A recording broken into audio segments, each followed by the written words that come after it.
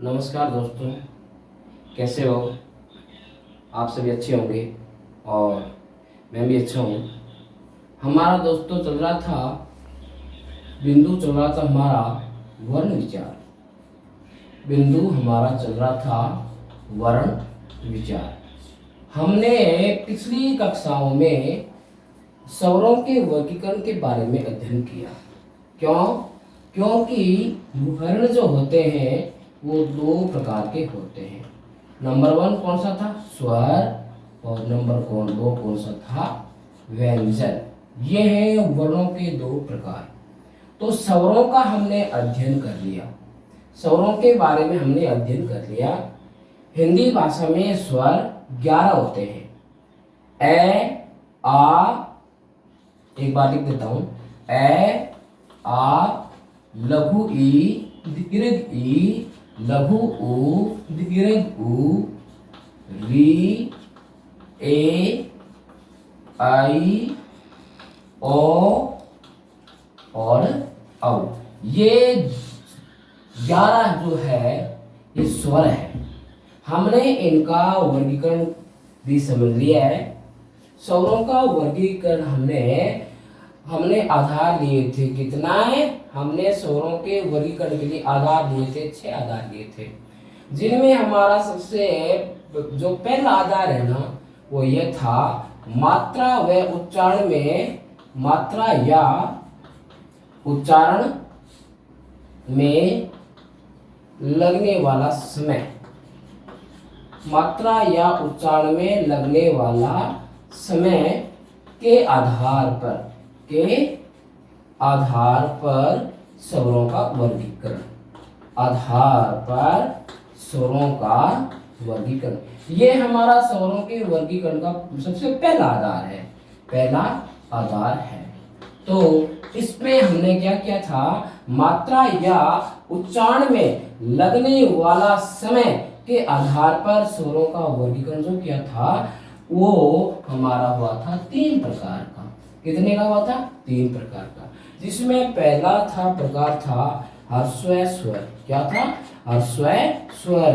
अपन इसको एक मात्रिक स्वर भी बोल सकते हैं और इसको अपन मूल स्वर भी बोल सकते हैं। दूसरा था इसका ह्रस्व स्वर के बाद में था अपना कौन सा स्वर?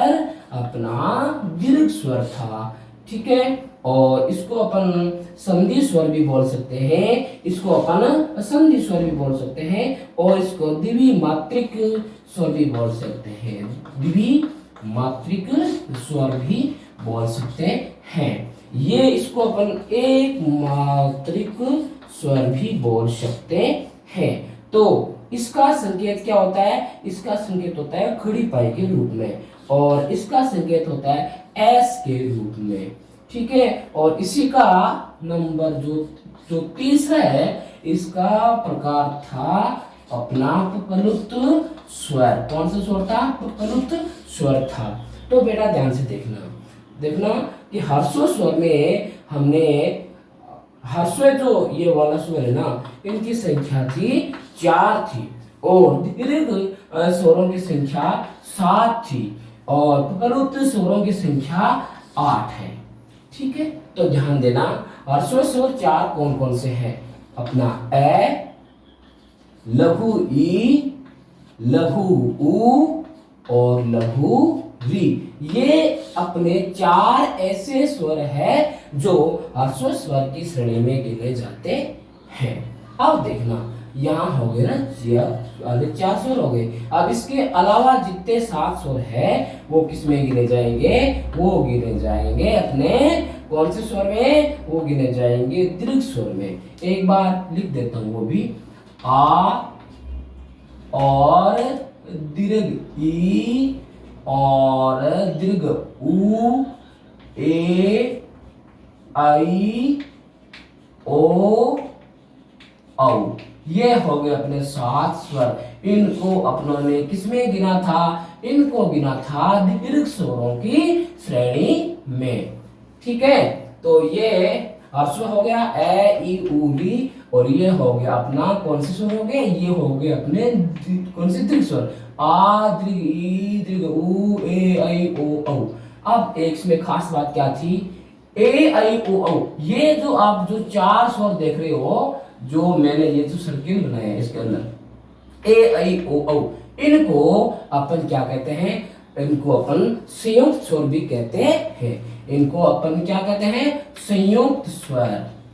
इन चार स्वरों को क्या कहते हैं, संयुक्त स्वर।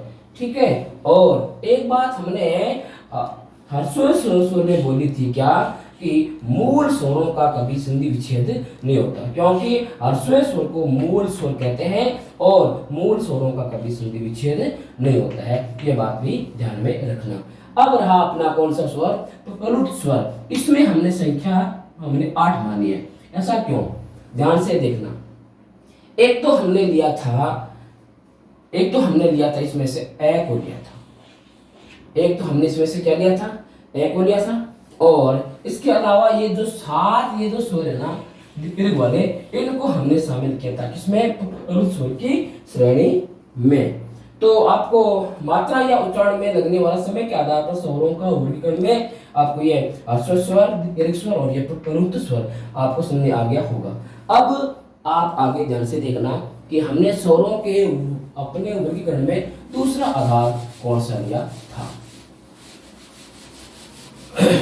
हमने स्वरों के वर्गीकरण में दूसरा आधार जो लिया, वो देखो ध्यान से देखना कौन सा है। दूसरा आधार स्वरों के वर्गीकरण में, दूसरा आधार जो था हमारा स्वरों के वर्गीकरण में, वो है ओष्ठ आकृति के आधार पर स्वरों का वर्गीकरण। ओष्ठ अपन होंठों को कहते हैं, होंठ होते हैं ना, होंठ है ना, होंठ, इसको अपन हिंदी भाषा में ओष्ठ कहते हैं। तो ओष्ठ आकृति के आधार पर स्वरों का वर्गीकरण, ये हमने स्वरों का आधार लिया था नंबर दूसरा। तो इसके आधार पर ओष्ठ आकृति के आधार पर स्वरों के भेद कितने हुए थे, 2 भेद हुए थे। कितने भेद हो गए थे, 2 भेद। तो इसमें अपना भेद था, पहला कौन सा था, वृत्ताकार स्वर। कौन सी स्वर, वृत्ताकार स्वर। और दूसरा कौन सा था, दूसरा था अवृत्ताकार स्वर। कौन सा था, अवृत्ताकार स्वर। ये हमने पिछली मतलब क्लासों में पढ़ा है, ठीक है ना, ध्यान देना। तो वृत्ताकार स्वर क्या होते हैं, इसको थोड़ा ध्यान से समझना। ऐसे स्वर जिनका उच्चारण करते समय हमारे ओष्ठ की आकृति हो जाती है, किस रूप में आकृति हो जाती है, वृत्ताकार रूप में। यानी हमारे होंठ जो है ना, इस वृत्ताकार आकृति के रूप में हो जाते हैं। तो जो स्वर उच्चारण के समय में बोले जाते हैं और उच्चारण करते समय ओष्ठ की आकृति वृत्त के समान हो जाती है, तो वो स्वर किसमें गिने जाते हैं, वृत्ताकार स्वर में गिने जाते हैं। तो देखना ध्यान से कि कौन कौन से स्वर ऐसे हैं जो वृत्ताकार स्वरों की श्रेणी में आते हैं। तो ध्यान देना, एक तो है लघु उ, दूसरा दीर्घ उ, और बेटा तीसरा ओ, और अपना चौथा है औ। ये 4 ऐसे स्वर हैं जिनको बोल करके भी आप इसको ना आराम से फील कर सकते हो। उ ओ औ, ये 4 ऐसे स्वर है जिनको बोलते समय अपने ओष्ठ की जो आकृति है वो किसके समान हो जाएगी, वो हो जाएगी वृत्ताकार स्वरों में, उनको मान लेना। फिर एक इसमें और था आगत स्वर, जो अंग्रेजी भाषा से आया हुआ है। ये ओ जो है ना, अपन लिखते हैं ना ऑल इंडिया में ये ओ लिखते हैं ना, ये ओ, इसको अपन ऐसे बोलते थे आगत स्वर, विदेशी स्वर, घरित स्वर और अर्धचंद्र बिंदु स्वर भी इसका नाम है। इसके नाम बहुत सारे हैं, देखो। एक तो नाम इसका आगत स्वर। आगत स्वर इसका नाम इसलिए हो गया क्योंकि ये हिंदी भाषा भाषियों का नहीं है, ये अंग्रेजी भाषा से हिंदी भाषा में आया है, इसलिए इसका नाम आगत स्वर हो गया। और इसका एक नाम और है, दूसरा देखो क्या नाम है इसका, मेहमान स्वर। क्या नाम है? मेहमान स्वर। क्यों? क्योंकि जो आया हुआ है उसको अपन मेहमान के रूप में मानते हैं। और तीसरा ग्रहित स्वर। ग्रहित का मतलब हिंदी भाषा भाषियों ने इसको ग्रहण भी कर लिया, तो ये हो गया ग्रहित स्वर। और एक कौन सा था? विदेशी स्वर। क्यों? क्योंकि ये अपने देशी का नहीं है, देश नहीं है, ये देशी वाला अपना ये स्वर नहीं है, हिंदी भाषा का स्वर नहीं है, इसलिए इसको विदेशी स्वर की श्रेणी में मानते हैं। और फिर एक इसका नाम हो गया अर्धचंद्र बिंदु स्वर। अर्धचंद्र बिंदु स्वर। इसका नाम अर्धचंद्र बिंदु क्यों हुआ? देखना, ध्यान से देखना, इसके ऊपर चंद्रमा तो है लेकिन बिंदु नहीं है, इसलिए इसका नाम क्या हो गया? अर्धचंद्र बिंदु स्वर। इस वाले ओ के 1 2 3 4 5 ये इसके 5 नामों को जाना जाता है ये। और ये भी किस में गिना जाएगा? ये भी गिना जाएगा वर्ताकार स्वरों की श्रेणी में। लेकिन एक बात का ध्यान रखना, अगर एग्जाम में आपसे पूछ ले कि वर्ताकार स्वरों की संख्या कितनी है, तो आपको ना संख्या बतानी है, 4 ही बतानी है। उ, दीर्घ उ, ओ और औ, इसको शामिल नहीं करना, ठीक है? ओके, इस बात का ध्यान रखना। फिर है अवर्ताकार स्वर। ऐसे स्वर जिनका उच्चारण करते समय अपने ओष्ठ की आकृति व्रत के रूप में नहीं हो। ए उपसर्ग जहां लग जाता है, ए उपसर्ग का अर्थ हो जाता है नहीं, ठीक है? तो ध्यान देना, वृत्ताकार स्वर से कहते हैं ऐसे स्वर जिनका उच्चारण करते समय ओष्ठ की आकृति वृत्त के समान नहीं हो, उनको कहते हैं अवृत्ताकार स्वर। अब देखना, लघु उ, दीर्घ उ, ओ और औ, इनके अलावा इन चारों के अलावा जो पीछे 7 जो मतलब स्वर है ना, वो अपने गिने जाएंगे अवृत्ताकार स्वरों की श्रेणी में। एक बार मैं इनको यहाँ पे लिख देता हूँ, ध्यान देना। ए, आ, लघु ई, दीर्घ ई, री, ए और आई। देखना ध्यान से, 1 2 3 4 5 6 7 हो गए ना। ये 7 ऐसे स्वर है जिनको बोलते समय ओष्ठ की आकृति कभी भी वृत्त के समान नहीं होती, इसलिए इन 7 को गिना जाता है अवृत्ताकार स्वरों में। ये अपना दूसरा ओष्ठ की आकृति के आधार पर स्वरों का क्या था? वर्गीकरण था। अब हम इसके स्वरों का वर्गीकरण में अगला आधार देखते हैं। हमने कौन सा आधार पिछली वाली कक्षा में पढ़ा था, और जिनका आज हो जाएगा रिवीजन, ठीक है? ध्यान देना। और फिर हम चर्चा में लेंगे किनको? व्यंजनों को, ठीक है? ध्यान देना। हमारा तीसरा जो आधार है वो है स्वरों के वर्गीकरण का। ध्यान रखना सभी, तीसरा आधार है जीभ की क्रियाशीलता। जीभ की क्रियाशीलता के आधार पर, बेटा ध्यान रखना, जीभ की क्रियाशीलता के आधार पर स्वरों का वर्गीकरण कितने प्रकार का? 3 प्रकार का। कितने? 3 प्रकार का। कौन कौन से वो देखना, 3 प्रकार अब आपके सामने आ रहे हैं। मान लो ये अपनी क्या है? जीभ है। ये इसका भाग हो गया, अग्र भाग हो गया जीभ का, आगे वाला हिस्सा। ये इसका हो गया मध्य भाग, यानी कि बीच वाला हिस्सा है ना जीभ का। और ये हो गया अंतिम भाग, कौन सा? पृष्ठ भाग अपन जिसको बोलते हैं। क्या बोलते हैं जिसको? पृष्ठ भाग। अब ध्यान रखना, कौन से स्वर जीभ के अग्र भाग से बोले जाते हैं, कौन से स्वर जीभ के मध्य भाग से बोले जाते हैं, और कौन से स्वर जीभ के अंतिम भाग से पृष्ठ भाग से बोले जाते हैं, इनका ध्यान रखना। अब देखना, हमने ये जो अपना जो ए है ना, इसको हमने रखा था मध्य भाग की श्रेणी में। क्यों? हमने इसे कहा था ए सबसे छोटा होता है, इसलिए ए को रखेंगे बीच में, ठीक है? तो ए जो स्वर है वो हमने क्या मान लिया? ये मान लिया मध्य स्वर की श्रेणी में, ए को माना है, ठीक है ना? ए को हमने क्या माना है? मध्य स्वर की श्रेणी में। तो मध्य स्वर की श्रेणी में मैं किसको लिखूंगा? मैं रखूंगा एक और दूंगा। और इसके अलावा भी अपन देखेंगे कि कौन से स्वर किसकी श्रेणी में आएंगे। ध्यान देना, मध्य स्वर तो हमारा हो गया ए, ठीक है। अब देखना कि अग्र स्वरों में और पश्च वाले स्वर में कौन से स्वर आते हैं। ध्यान देना, जो स्वर लिखते समय तीन की आकृति से शुरू हो रहे हैं, जो स्वर लिखते समय तीन की आकृति से शुरू हो रहे हैं, इस ए के अलावा वो सारे के सारे स्वर किसमें गिने जाएंगे, पश्च स्वर में। जैसे मैंने लिखा आ को, तो आ को लिखने से पहले मेरे को ये तीन वाली आकृति बनानी पड़ेगी। तो ये हो गया मेरा आ, हो गया ना, आ हो गया। देखो यहाँ पे आकृति हो गई किसकी, तीन की, ठीक है। आ हो गया हमारा। आ के बाद में देखना, ध्यान से देखना, ये हो गया लघु ऊ, इसमें भी हमने आकृति है बनाई ऊ की, मतलब तीन की। और ये हो गया दीर्घ ऊ, और ये हो गया अपना ओ, और ये हो गया अपना औ। अब ध्यान देना, यहाँ स्वर हो गए, कितने स्वर हो गए, ध्यान दो। एक तो आ हो गया, दूसरा लघु ऊ, और मेरा तीसरा दीर्घ ऊ, चौथा ओ, और पांचवा औ।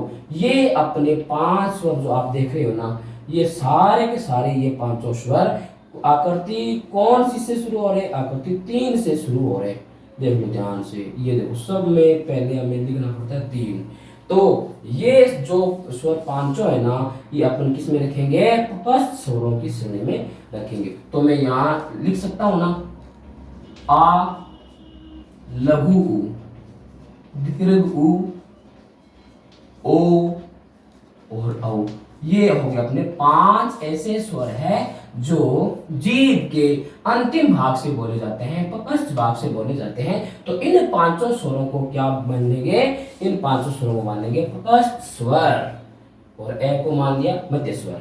अब देखना कि अगर स्वर में किसको मानेंगे, एक तो ए हो गया, और एक तो ए हो गया, ये पांच ही हो गए, एक और पांच हो गए छह। इन छह के अलावा जितने भी स्वर है, यानी कि पीछे स्वर होते पांच, वो पांचों स्वर किसमें गिने जाएंगे, अग्र स्वरों की श्रेणी में गिने जाएंगे।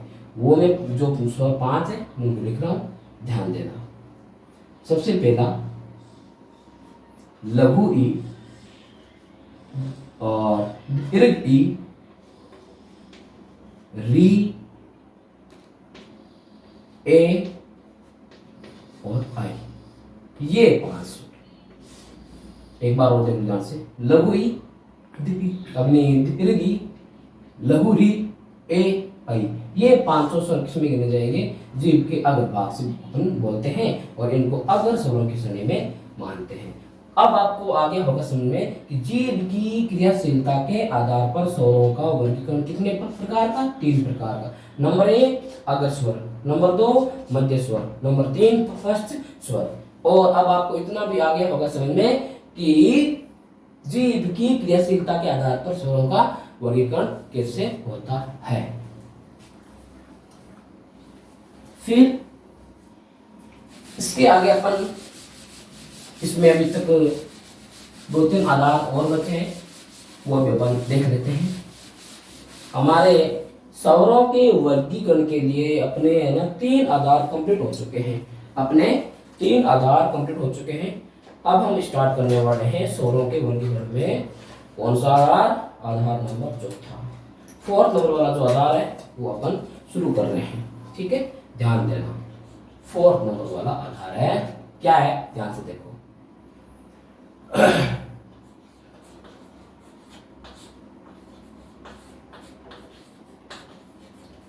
ध्यान से देखना सभी। फोर्थ नंबर वाला क्या आधार था, तालु की स्थिति के आधार पर स्वरों का वर्गीकरण। क्या ये आधार कौन सा हो गया भाई, तालु की स्थिति के आधार पर स्वरों का वर्गीकरण। तालु कहाँ होता है, ध्यान से देखना। आपने सबसे पहले अपन मानते हैं एक नंबर पे, इसको मानते हैं, देखना ध्यान से सुनना। जैसे ये हमारे होठ है, ये हमारे मान लो होठ है, होठों के अंदर क्या होते हैं, दांत, और दांत से आगे क्या होते हैं, मसूड़े, और मसूड़ों से आगे जो भाग होता है वो क्या कहलाता है? वो होता है तालु। अपने गले में जो एक ऐसे छोटी सी ऐसे घंटी सी लटकी होती है, इसका जो आगे का भाग होता है मुंह की साइड में, वो ही होता है हमारा तालु। और इसके आधार पर स्वरों का वर्गीकरण हमने किया है 4 प्रकार से। कितना? 4 प्रकार से। नंबर 1 कौन सा है? संवृत स्वर। नंबर 1 कौन सा था? संवृत स्वर। नंबर 2 अर्ध संवृत स्वर। नंबर 2 पे कौन सा ले लिया? अर्ध संवृत स्वर। नंबर 3 पे ले लिया विवृत स्वर, विवृत स्वर। और नंबर 4 पे ले लिया अर्ध विवृत स्वर, अर्ध विवृत स्वर। अब ध्यान देना, मैंने आपको ये समझाया था पिछली कक्षा में क्या होता है सुवृत। सुवृत का मतलब होता है बंद, और विवृत का मतलब क्या होता है? खुला। ठीक है, ये ध्यान देना। तो ध्यान रखना, हमने विवृत स्वर में कौन सा स्वर लिया था? आ। आपको याद आ रहा होगा, मैंने बोला था छोटे बच्चे को अपन डॉक्टर के पास लेके जाते हैं, डॉक्टर साहब उसकी जीभ को देखना चाहते हैं, तो कहते हैं बेटा आ कर। जैसे वो आ का उच्चारण करता है तो मुंह है पूरा खुल जाता है ना, और डॉक्टर उसकी जीभ को आसानी से देख पाता है। तो आ ऐसा स्वर है जो किस में गिना जाएगा? विवृत स्वर की श्रेणी में। अब ध्यान देना, इधर ये जो मैंने आ लिखा है ना, आ ए और ए के योग से बनता है। ए योग ए के योग से, ए और ए के योग से आ बनता है। तो ए को मैंने मान लिया आधा, इस ए को मान लिया आधा। आधा और आधा एक, आ पूरा। तो जैसे आ एक है तो ये ए इसका आ का आधा हो जाएगा। तो यहाँ पे अर्थ का मतलब आधा होता है और विवृत का अर्थ होता है खुला, आधा खुला। तो जब मतलब क्या है कि पूरा खुला था, तो आधा खुला कौन सा स्वर होगा? ए। आधा खुला स्वर कौन सा हो जाएगा? ए हो जाएगा। हमने अभी तक 2 स्वरों को भी हमें बांटा है, इसके आगे और भी बाकी स्वर बचे। ध्यान देना। अब ऐसे स्वर जिनको उच्चारण करते समय हमारे तालु की स्थिति है ना, एकदम बंद की स्थिति हो जाती है। कैसे? जैसे अपन अपने मुंह में अपन क्या है कि पानी को लेते हैं और पानी को गले से नीचे नहीं उतारते हैं और पानी को मुंह के अंदर अंदर ही रखते हैं। तो आपने कभी सोचा होगा कि अपने मुंह में पानी है, लेकिन हम पानी को अपने पेट में जाने से रोक रहे हैं। तो वह मतलब ऐसी अपने मुंह में कौन सी चीज है जो पानी को अंदर नहीं जाने देती? तो ध्यान देना, ये जो तालु और अपनी जीभ, इनका एक ऐसा संबंध होता है जो पानी को अंदर जाने से रोकते हैं। तो वही उस स्थान से जिन स्वरों का उच्चारण होता है उनको बोलते हैं संवृत स्वर। तो देखना कि संवृत स्वर कौन कौन से हैं? लघु ई और दीर्घ ई, लघु ऊ और दीर्घ ऊ, और एक अपना कौन सा? री। कौन सी? लघु री। देखना, हिंदी में लघु री आती है, मूल भाषा संस्कृत होती है ना, उसमें आती है दीर्घ री। हिंदी में ओनली फॉर अपन यूज करते हैं किसका? लघु री का। ठीक है, तो ध्यान देना, ये लघु री, ये अपने यहाँ स्वर कितने हो गए देखना ध्यान से, 5 स्वर हो गए मेरे ख्याल से। 1 2 3 4 5, ये 5 स्वर किस में गिने जाएंगे? संवृत स्वर में गिने जाएंगे। अब देखते हैं कि अपन इनमें कौन कौन से स्वरों को लेंगे। अर्थ का मतलब आधा और संवृत का मतलब बंद। आधा बंद की स्थिति वाले स्वर कौन से? ध्यान से देखना, एक तो है ए और एक है ओ। एक तो ए हो गया, एक हो गया ओ। अब जब हमने ए यहां लिख दिया तो आई को इधर लिख दो नीचे, ओ को यहां लिख दिया तो औ को यहां नीचे लिख दो। और अब ध्यान से देखो, क्या कोई स्वर पीछे रह गया है क्या? मेरे ख्याल से तो नहीं रहा। एक बार इनकी अपन काउंटिंग करते हैं। 1 2 3 4 5 6 7 8 9 10 11। इसका मतलब हमने 11 स्वरों का सही ढंग से हमने क्या किया है, हमने ताल्लुक की स्थिति के आधार पर स्वरों का वर्गीकरण भी कर लिया। आपको यह भी आ गया होगा समझ में। अब हमारा स्वरों के वर्गीकरण में आधार होगा पांचवा। कौन सा आधार होगा? पांचवा आधार होगा हमारा। ठीक है, हमारा ये है पांचवा आधार। देखो कौन सा है? अनुनासिकता। अनुनासिकता के आधार पर स्वरों का वर्गीकरण। अनुनासिकता के आधार पर स्वरों का वर्गीकरण कितने प्रकार का होता है, ध्यान रखना। अनुनासिकता के आधार पर स्वरों का वर्गीकरण 2 प्रकार का होता है। ठीक है ना। नंबर 1 देखो कौन सा है, ध्यान रखना। नंबर एक है अनुनासिक स्वर। नंबर 1 कौन सा हो गया? अनुनासिक स्वर। और नंबर 2 कौन सा हो गया? निरअनुनासिक स्वर। निरअनुनासिक स्वर। ये है अपने अनुनासिकता के आधार पर स्वरों के 2 भेद। नंबर 1 कौन सा हो गया? अनुनासिक स्वर। नंबर 2 कौन सा? निरअनुनासिक स्वर। अब आपको बता देते हैं इनकी डेफिनेशन। क्या होता है अनुनासिक और क्या होता है निरअनुनासिक? अनुनासिक स्वर वो होते हैं जिन पर चंद्र बिंदु लगा हो। चंद्र बिंदु लगा हो। ऐसे स्वर जिन पर क्या लगा हो? चंद्र बिंदु। ये ऐसे होता है अपना चंद्र बिंदु। वो वाले स्वर क्या कहलाते हैं? अनुनासिक स्वर। और फिर निरअनुनासिक क्या हो गया? ऐसे स्वर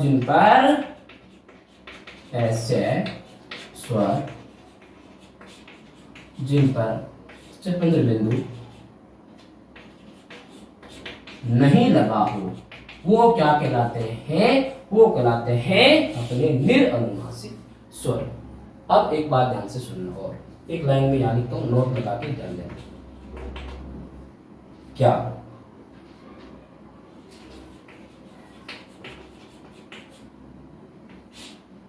अनुस्वार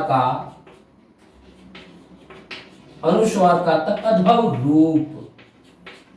अनुस्वार आपने देखा होगा, जो अपन इस ए के ऊपर ये जो बिंदी लगाते हैं ना, इसको बोलते हैं अनुस्वार। अनुस्वार का तद्भव रूप क्या होता है?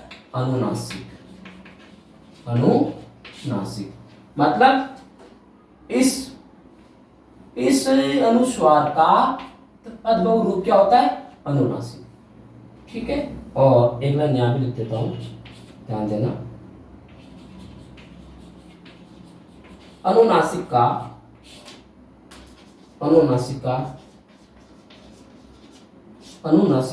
तत्सम रूप क्या होता है? अनुस्वार। क्या होता है? अनुस्वार। ये आपको 2 लाइनें हमेशा याद रखनी है। आप देखना ध्यान से। अब एग्जाम में तत्सम और तद्भव शब्द भी अपने से पूछे अपने जाते हैं, तो ध्यान देना। जिन शब्दों पर अनुस्वार लगे हो उनको तो मानेंगे तत्सम के अंदर, और जिन शब्दों के ऊपर लगा हो चंद्र बिंदु उनको मानेंगे तद्भव शब्दों में। ये थोड़ी ध्यान देना। ठीक है, तो ये था हमारा अनुनासिकता के आधार पर स्वरों का वर्गीकरण। एक तो था अनुनासिक स्वर और दूसरा था निरअनुनासिक स्वर। अब इसमें हमने आधार ले लिए 5। अभी एक हल्का सा आधार और बचा है, वो भी थोड़ा देख लो। ठीक है, अब देखना स्वरों के वर्गीकरण में नंबर 6 का आधार है, वो बहुत ही क्या है, सामान्य सा है, ध्यान देना। क्या? जाति के आधार पर स्वरों का वर्गीकरण। जाति के आधार पर स्वरों का वर्गीकरण। तो ध्यान से देखना कि जाति के आधार पर स्वरों का वर्गीकरण होता है 2 प्रकार का। कितना?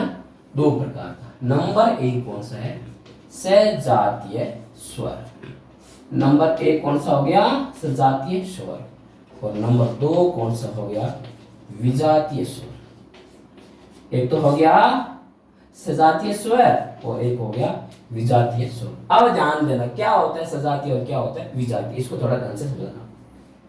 ऐसे स्वर समूह हैं जो एक ही जाति के हो, एक ही जाति के हो, जैसे ए और आ, ये एक हो गया समूह है, इसको बोलते हैं सजातीय स्वर समूह। एक हो गया लघु ई और दीर्घ ई, यह एक सजातीय स्वर है। और एक हो गया लघु ऊ और दीर्घ ऊ, यह भी क्या है?